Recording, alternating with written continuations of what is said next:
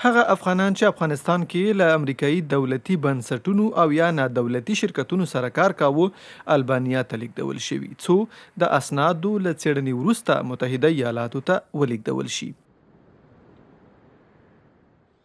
دوی د کډوالۍ د ځانګړي ویزې یا ایسایوي په شرایطو برابر وو او کله چې البانیا ته ورسېدل له مرکو وروسته یې د غوښتنلیکونو لپاره نور اړین اسناد هم وړاندې کړل خو واک ته د ټرمپ له رسیدو وروسته اوس یو څه نهیلي ښکاري.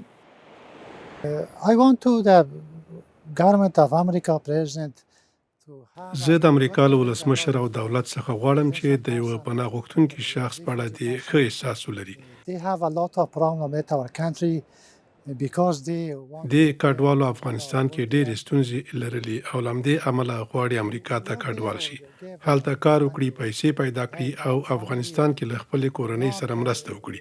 افغانستان کې ژوند خطرناکه دی. over the dangerous area. دا کډوال لا هم امریکا ته له تللو نه دي نهیلي شوي او هیله لري چې د هغې هیواد نوی حکومت به یې قضیو ته پام زیات کړي، په ځانګړې توګه هغه کسان چې د ایسایوي په پروګرام کې شامل دي.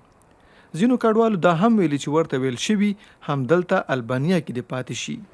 So now they say you should integrate to اوس وایي موږ باید البانیا کې مدغم شو. دا زما لپاره اسانه نه ده. زه په البانیایي ژبه نه پوهیږم.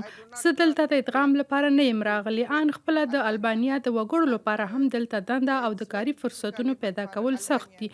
نو موږ به څنګه دلته ژوند وکړو؟ employment opportunity in their own country. So how we can be live here?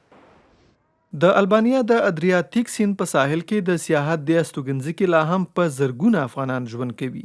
دغه هیواد چې د ناټو غړی هم د اپریل کې ژمنه کړې وه چې افغان کډوالو ته به یو کال ځای ورکړي څو امریکا ته د تللو لپاره چمتو شي، خو وروسته یې ژمنه وکړه چې د ویزو د ځنډ په صورت کې به ډیر وخت دا کډوال وساتي. د دې افغانانو راتلونکی اوس د ټرمپ ادارې په راتلونکي ګام پورې تړلی دی.